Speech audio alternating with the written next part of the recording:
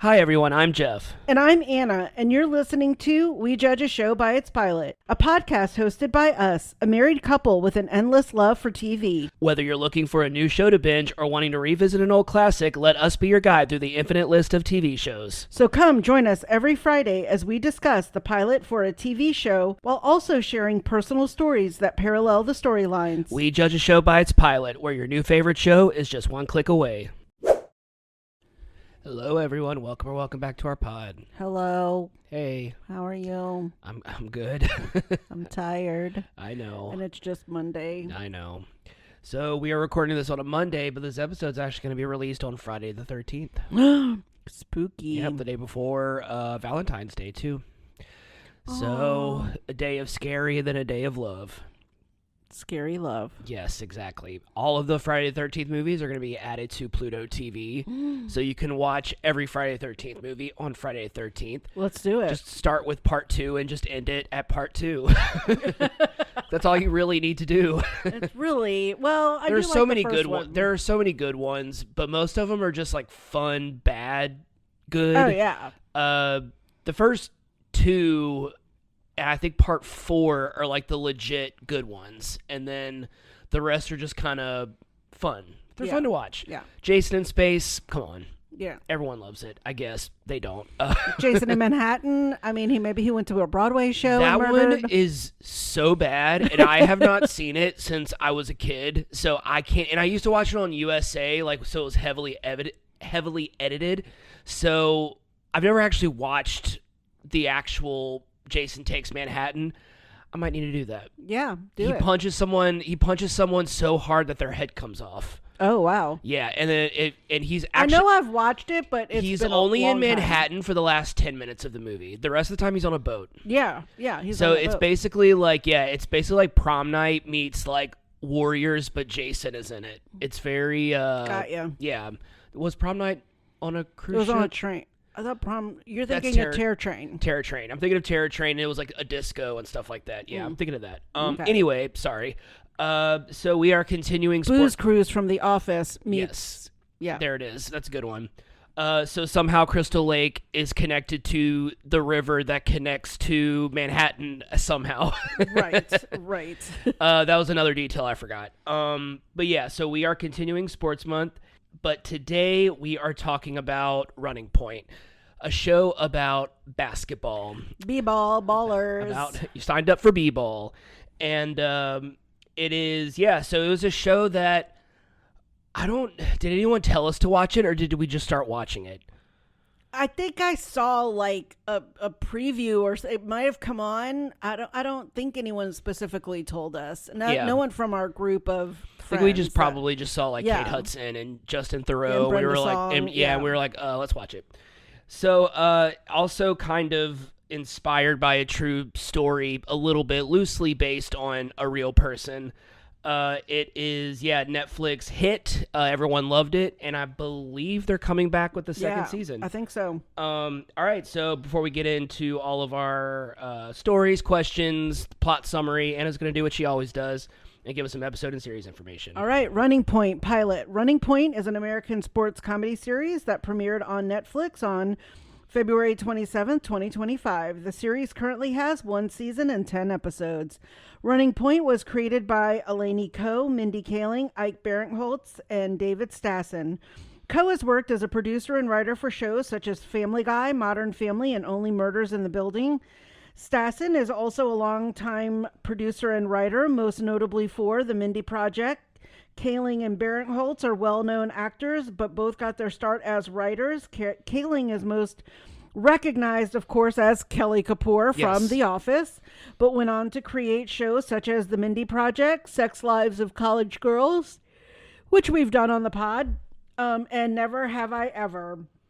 Barinholtz got his start on Fox's sketch show, Mad TV, and went on to co-star with Kaling on The Mindy Project, and has recently received critical acclaim for his role in The Studio, which got him an Emmy nomination last year. Nice. Running Point centers around Isla Gordon, a reformed party girl who was left in charge of her family's pro basketball team, the Los Angeles Waves, after her older brother takes a leave of absence. The series stars Kate Hudson as Isla Gordon, the team's former coordinator of charitable endeavors who becomes president of the Waves. Drew Tarver as Sandy Gordon, Isla's younger half-brother and chief financial officer of the Waves. Scott MacArthur as Ness Gordon, Isla's older brother and general manager of the Waves. Brenda Song as Allie Lee, Isla's best friend and the Waves chief of staff. Fabrizio Guido as Jackie Moreno, a stadium employee who received shocking news about his family. Chet Hanks as Travis Bugg, the complacent point guard of the Waves. Toby Sandeman as Marcus Winfield, the team's all-star player. Justin Theroux as Cam Gordon, the eldest Gordon sibling and former president of the Waves. And Uche Agata as Dyson Gibbs, a rookie player who was drafted from the D-League.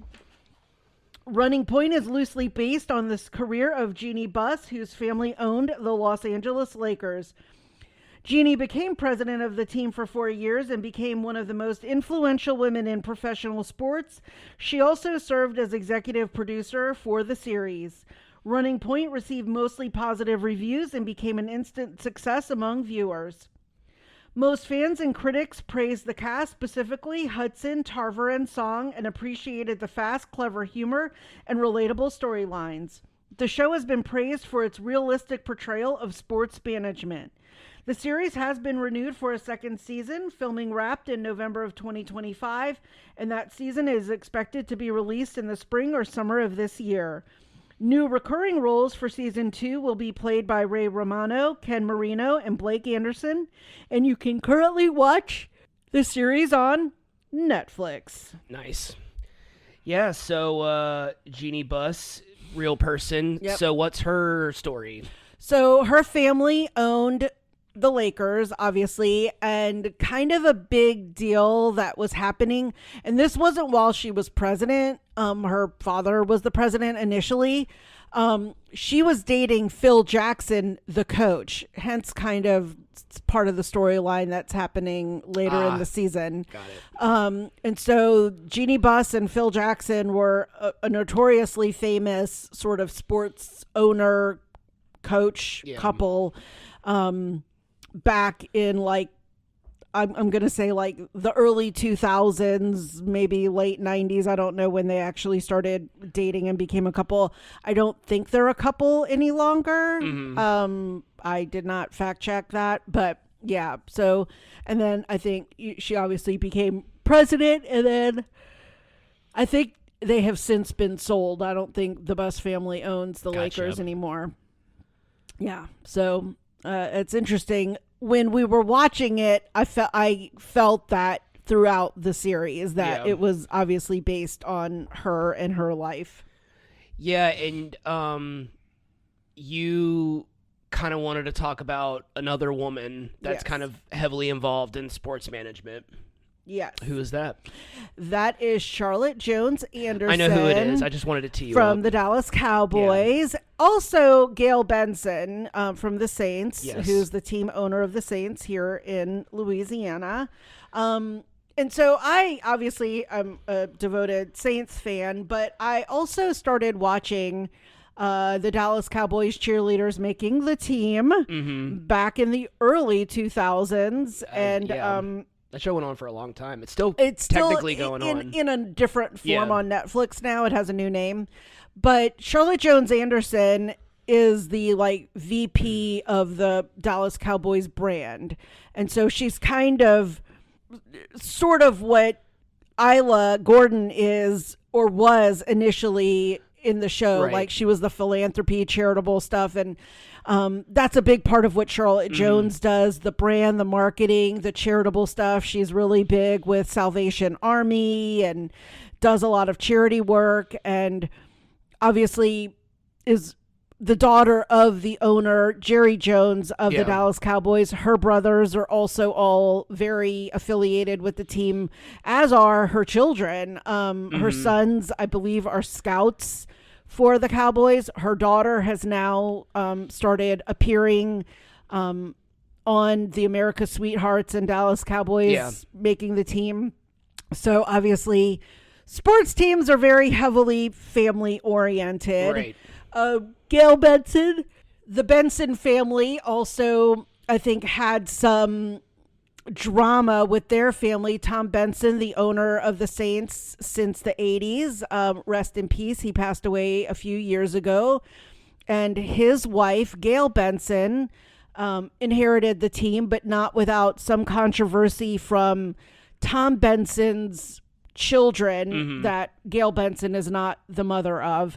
And his grandchildren, I think, tried to fight her. There was a lot of acrimony among Tom Benson's natural children and his grandchildren. Rita Benson LeBlanc was very involved in the team until, I'm going to make it up, it was like 2014, 2015 when they started, I think, trying to like say that he wasn't of sound mind, and I think they were trying to take over. And you know, I obviously I do not know what it's like to be part of a family that owns like a huge sports team. I can't imagine the amount of money and, you know, power and decision making goes into things like that.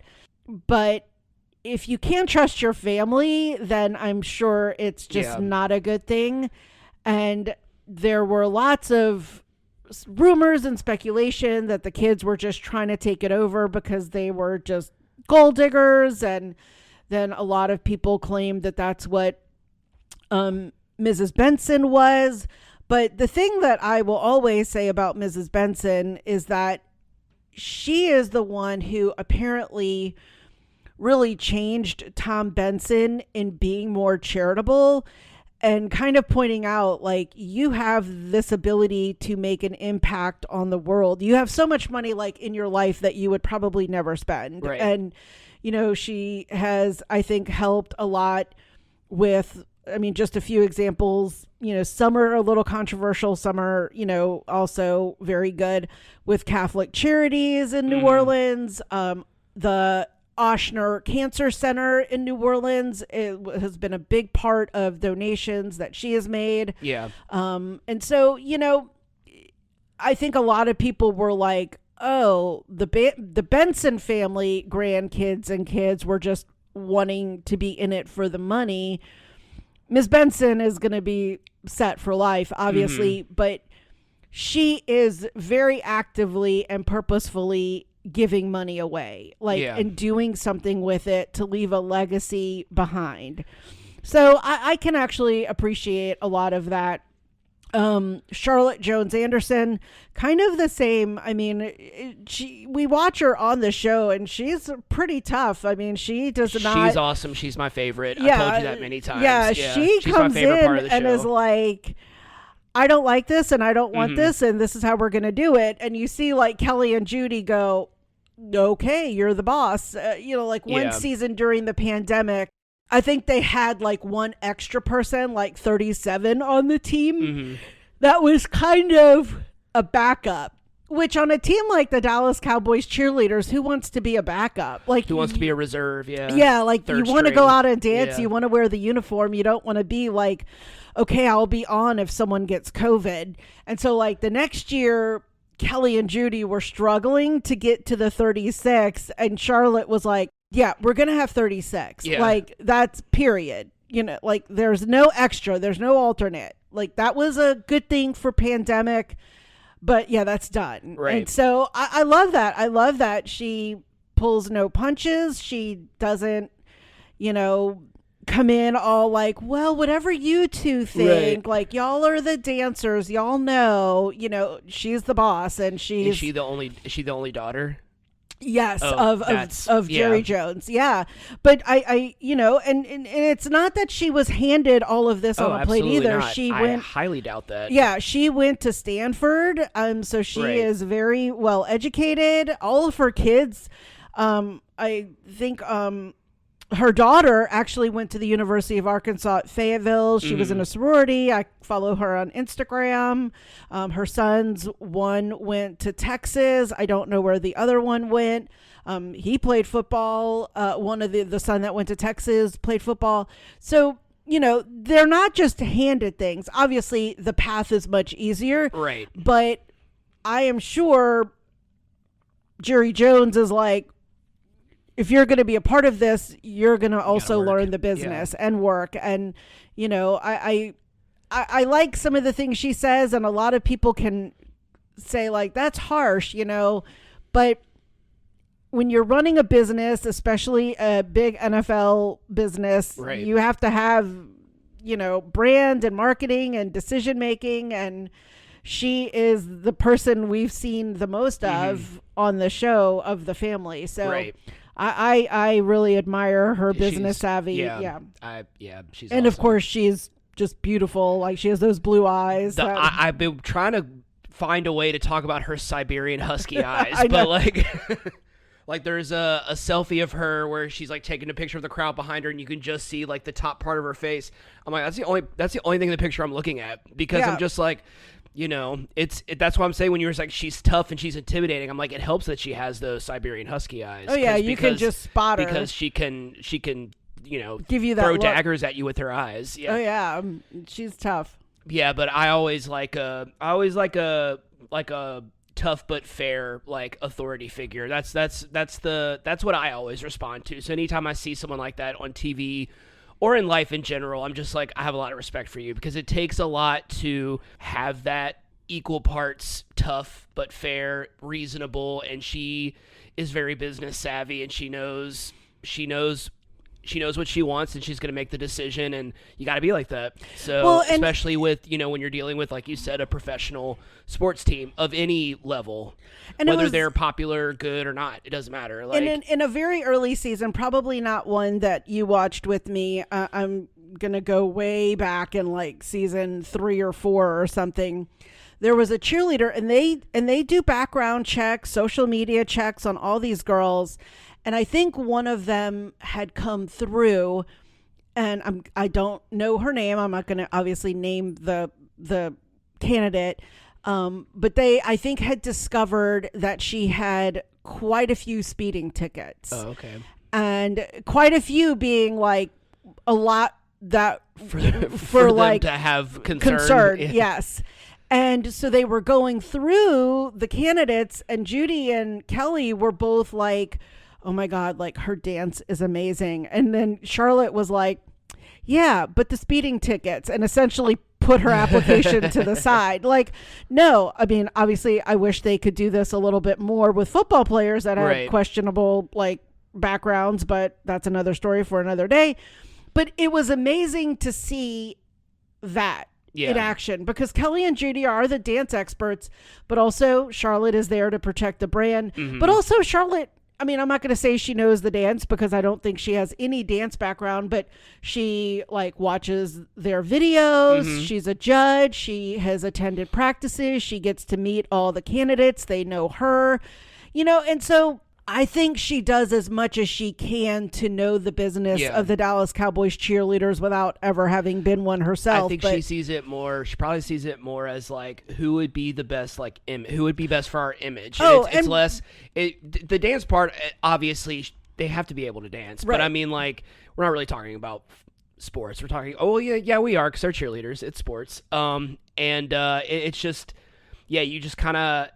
I think for her, it's probably just like trying to find like who fits their image the best, and who, like, they could be the best dancer, but if a reporter can dig something up on them, even if it's just a speeding ticket, I mean, like, you can be like, oh well, how irresponsible are you? I mean, anyone can twist anything into anything, so it's just like, it doesn't. Well, one year tickets can make her look like a villain, just for having some speeding tickets. Well, especially when you flagrantly are violating the law. I mean, is that an employee you want to have? Yeah, it's definitely, Charlotte is protecting the brand, the name, and it's a job like any other that you do background checks on. And I really admired that Judy and Kelly were like, she's an amazing dancer, and then Charlotte was like, the speeding tickets, like, No. It's like not even a discussion. Yeah. Like, yeah, there's someone else that we can find. A little off topic. My favorite thing on DCC is when they do the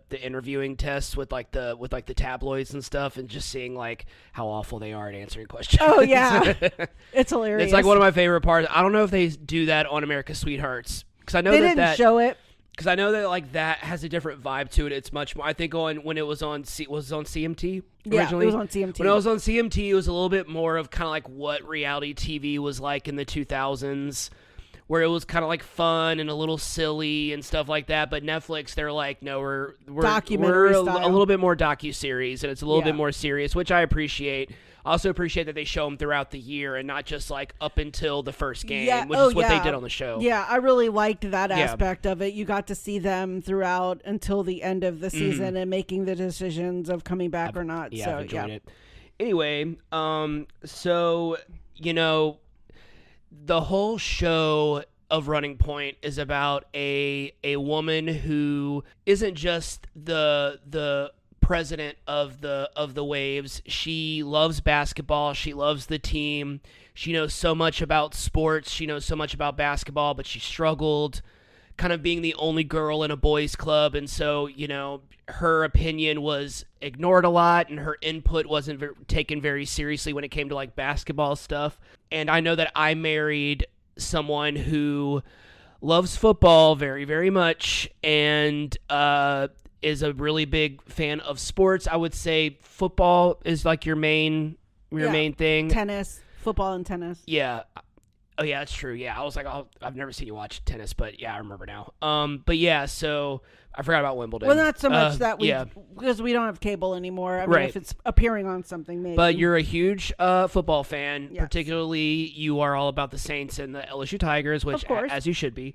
But you know a lot about football in general, and I know that we live in southern Louisiana where football is everything, It's like and church. everybody, I mean, I think 1 in every 5 Louisianian, at least in southern Louisiana, at all times, you can find 1 in 5 people wearing an LSU or a Saints shirt. Yes, absolutely. At any point in time, anywhere you go. Yes. Even if you're at like a nice restaurant. Oh, absolutely. Or at like the Sanger going to see a musical, you're going to see someone in an LSU shirt, or you're going to see someone in a Saints shirt. Exactly. And, you know, it's just what we're used to. But yeah, so you have been a football fan in what is traditionally a male-dominated kind of sport. Not like just the players, but I mean like the fan base is a male-dominated fan base, although I think times have long since changed, and there are so many women and girl football fans out there that like it's not really male-dominated, but there are a generation and groups of men who feel that women in men's sports, they will always be inferior with knowledge, or they will always, like, the man will always know more than the woman, because growing up, in their minds, it was a male-dominated, thing. So a male-dominated fandom. Yeah. So can I ask you, what has it been like for you growing up as a kid, teenager, young adult, being a football fan in the South as a woman? Well, I mean, for me, I will actually joke, and it will go back to me being born, that both my brother and my sister, I think, wanted a little brother, because my brother already had a little sister, and then my sister wanted to be the only girl. And I always joke that they were both disappointed when I showed up. Aw. But I think my brother, and then even my dad and my mom, they were all very much into sports. And so I became into sports. I played sports, volleyball, softball, soccer. I was not very good at basketball, actually. It just was not a sport that clicked with me. But I will say my sports fandom has only ever come into question a few times. Recently, a friend of ours was dating someone, and he did not think I knew a lot about sports, or was surprised at how much sports I did know about and could actually talk very knowledgeably about. And he would kind of look at me like I don't, with doubt or questioning a lot. And so I'm like, get over yourself. Yeah. Like I can hold my own. And then I will also never forget one time I was on a work trip and this one guy was talking about the draft or football or something, and he was like totally wrong. I mean, like just complete misinformation. And I was just like, are you sure I was like, I don't think that's true. I think it's this. And he looked at me like he couldn't believe like I knew what I was talking about. And I think he probably got on his phone to like look it up. And then I think he just kind of looked at his phone and was like, oh, she's right. Yeah. And so I'm like, I think it's more of those things where it's like someone who just doesn't know that there can be a woman who knows a lot about sports. Right. I mean, you have a question here about me wanting to be a sports journalist. And so I will be totally honest in the sense of the reasoning I wanted to be a sports journalist was I wanted to be a journalist. I was never one to be like, I want to go into war and report on what's happening in like the Middle East or something. I always thought sports journalism or maybe even like entertainment journalism, that wasn't on the real like horizon yet in the 80s. Like entertainment TV kind of came in like the late 90s with like MTV and and all of those shows. But sports journalism I felt would be kind of fun because it was something I loved. I love tennis. I love soccer. I love football, even baseball. We would go to Astros and Braves games. My dad loved baseball. My brother loved baseball and football. I felt it could be something that it would be a fun job, but also take me to lots of different places too without having to go to war over. Yes. Looking back and always kind of having a smidge of regret of not really following that dream, I do always say that I am a little glad that I don't have to report on sports because a lot of times it can be a very disappointing thing when athletes really screw up, commit crimes, are arrested, do stupid things. Also, sports has changed a lot since I was born. I mean, money has been such a big part of it, and there's not a lot of loyalty to teams any longer. I mean, especially in college these days, but I always thought it would be fun. I admire so many of the women who are out there kind of trailblazing for other women and being amazing sports journalists. So in the end, I think it's just a few people that can't handle. And I think those are just usually men that have like tiny ego, big egos. But most people I think are usually like, wow, like you do know a lot. And it's not that I know everything. I'm going to like readily admit I don't know like a lot of facts or a lot of things, but about the teams that I follow, which is actually becoming harder and harder because again, like I just said, so many teams are just, back in the day, a player would stay with a team for 10, 12 years. And now if they don't do well, they are gone after a couple of years and they're looking to the next person, and the same in college. So it's kind of tough to keep track of your team when there's so much change. Yeah. So your original undergrad degree is in journalism, or you switched majors? I flipped it. I was a journalism major with a Spanish minor, and then I changed it to a Spanish major and a journalism minor. Yeah, I couldn't remember. Yeah, I couldn't remember if I thought you had switched them, but I couldn't remember. And I switched it like my junior year when I was it was about time for me to go and do an official like internship. And I told my advisor that, I was going to try to find a news station that would let me like, shadow a sports reporter. And, I probably could have done that in New Orleans. I had worked at a TV station for a couple of weeks for like a little bit of a summer job.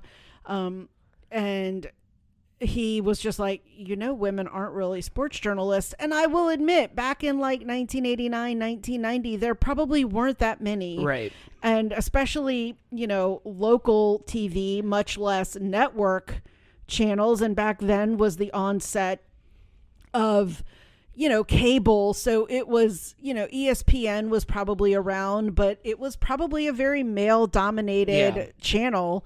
And so him saying that, yes, was probably very misogynistic, but also probably a little bit true. But I took it to heart and was like, oh my God, what am I doing? Yeah. Like, I probably need to figure something else out. And like, I literally changed my major because of that. Okay. Yeah. You would have been a great sports journalist. Yeah, maybe. But however, we would have never met. So, maybe. You never know. It's always meant to be. Yeah. Yeah. All right. You want to get into this plot summary? Let's do it. It was good. Running point plot summary. Isla Gordon narrates and introduces us to her family, the Gordons, owner of the most popular franchise. It is the NBA, right? This isn't like a made-up league. I think they're supposed to be the NBA. So I'm just going to say the most popular professional basketball team, the Los Angeles Waves. It dawned on me as I was writing this. I was like, do they ever actually say the NBA? They probably don't because they probably don't have the license to do that. I realized that, and then I had forgotten to... The team's founder was patriarch John Gordon. After his death, his eldest son Cam took over as the organization's president. Cam is very resourceful and very well connected and is deeply knowledgeable about the franchise, but is also very impulsive and has a reckless streak. The second eldest Gordon sibling is Ness, my favorite. Ness was once an aspiring pro basketball player and played for the Waves for half a season before being transferred to the Philippines to play pro ball. After being arrested for trying to bribe a bouncer, Ness returned home and eventually worked his way up to the Waves' general manager. Despite his ups and downs, the players all love him. The youngest Gordon sibling is Sandy. Sandy is the other sibling's half-brother and the chief financial officer for the company. He is not athletic, nor does he care about the actual sport of basketball. Sandy cares about money, and he cares about saving the company as much money as possible, even if it makes him seem cheap or ruthless. Isla also makes it clear that he's very good at his job. Then there's Isla Gordon, third born and the only daughter. Isla was the victim of being a girl in the boys' club family. She loves basketball and she loves the Waves, but growing up, she wanted to be more involved in the coaching aspect of basketball, but was always rejected by her dad. Because she was often ignored by her father, she began to act out and became a stereotypical heiress party girl. Think Nicole Richie, Paris Hilton, probably the same age, same era. She eventually hit rock bottom, and Cam decided to offer her a job with the Waves, the coordinator of charitable endeavors. It's not her dream job, but once again, she loves her family, she loves basketball, and she loves the Waves. Everything comes to a screeching halt whenever Cam is arrested for a DUI, and his drug and alcohol addiction has finally been leaked to the public.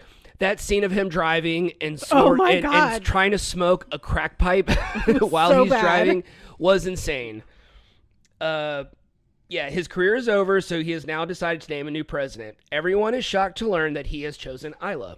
Isla's ecstatic to finally oversee the company. Her best friend, Allie, my other favorite on the show. I love Brenda's song. Oh my God. The team's chief of staff is excited as well, but quickly reminds Isla that she is a woman in a male-dominated industry. Therefore, she can't make any mistakes.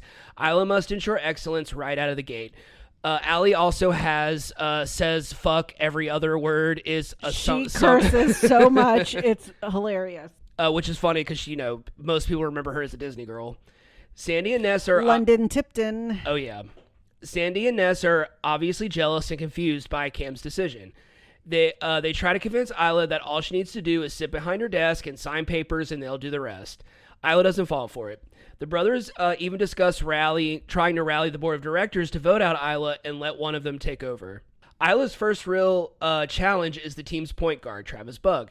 Once an all-star, he is now complacent, problematic, and often distracted, and is most likely being traded to Miami. Isla wants to keep him around because of his experience and because she knows his true potential. She also wants to recruit someone from the D-League. The Long Beach Raccoons is the best team I love it. ever.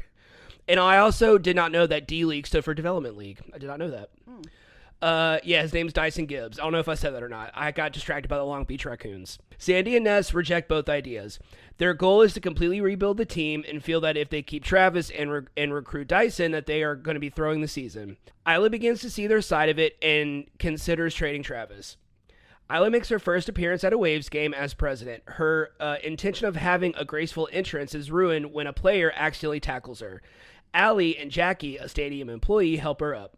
Jackie loves his job and has a very optimistic personality. We are then introduced to the team's head coach, Jay Brown, who is described as completely zen until he disagrees with a call he doesn't agree with. Then there's Marcus Winfield, the team's 12-time All-Star player and dated Rihanna, his most impressive thing according to Isla. Isla decides to set up a meeting with Marcus. The next day, Isla gets a visit from Steven, the chairperson. He and reminds her that her father never did rebuilding years. He also tells her to reconsider trading Travis. Steven also reminds her that she is president and the board supports her, basically telling her that she is the president and ultimately she makes the decisions now. But also kind of putting pressure on her to do what the board wants. I mean, it's kind of like he's saying he has her back, but he was like, we'll have your back as long as you make the right decision that they feel is the correct decision. Jackie, the stadium employee who helped Isla earlier, is dealing with the loss of his mother, and his cousin Anna is helping him with his mother's will and estate. He also has another awkward encounter with Isla. At first, she is flattered when he tells her when she came to his high school once and connected with her on their love for the waves.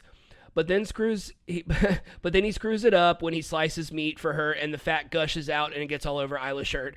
I didn't know how to describe that at first. I was like, but I had to when we rewatched the episode, I'm like, oh, that's what happened. After Marcus fails to show up to his meeting with Isla and sends his social media manager instead, Isla has had enough of the disrespect.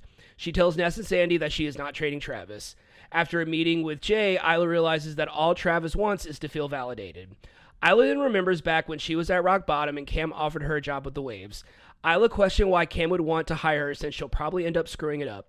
Cam tells her something that their father used to say: never get rid of a distressed asset, just raise its value, which is honestly pretty good advice, depending on the situation, obviously.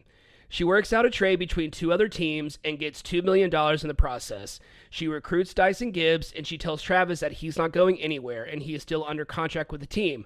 So if he doesn't perform, then he will be benched for the next 2 seasons, thus decreasing his value, and she'll send him somewhere cold, like Minnesota. And it's been made clear that, he wanted to be sent to Miami because of the beaches, because of all that, because he wanted to live the MIA lifestyle. She also tells Marcus, she tells Marcus she doesn't give a shit about conserving his energy, and from now on, he will attend their one-on-ones. After taking charge, she begins to gain respect of her brothers and the players. So at the end of the episode, Jackie learns from his cousin Anna that his mother's will confirms that Jackie's biological father is dead and was the owner of the Waves, John Gordon, making him Isla, Cam, Ness, and Sandy's half-brother. End of episode. Such a great way to end the episode. It really keeps you hooked and being like, oh, now this thing is being added to it. Now this completely other... Because the whole Jackie storyline was kind of very much like a C plot. C-plot. I mean, you didn't know what was happening. I think I got maybe I had to stretch out his appearances in the plot summary because it was so small. You just remembered him because he's, he was a really sweet guy, and really, you were kind of wondering okay, what's the deal? Why are we focusing on him? And then it becomes clear. It's bam, he is their half brother. I also read, just real quick, go ahead. Jeanie Buss is now married to Jay Moore. Get out of here. Yeah, they got married in 2023. Oh wow, Yeah. Jay Moore. She had a long-term boyfriend, Steve Timmons, or she was married for 3 years and then was partner with Phil Jackson from 1999 to 2016. Oh, so, wow. yeah, all that early for a while. 2000s. I was correct, late 1990s. And then she is married to Jay Moore. So that's pretty crazy. And what movie do we love? Go. We just watched it. Yeah, we did. All right. So, I mean, this... the show's so good. This was one of those shows that because it's 30, 40-minute long episodes, super easy to watch. And I think we finished it in 2-3 days, something like that. Yeah, it was so over a long usually weekend. when we finish a show in a couple of, or finish, a season in a couple of days, that means we got really into it because we like to stretch stuff out. We're not huge bingers unless it's something we've seen before. We can just kind of throw it on in the background and just kind of pay attention when we want.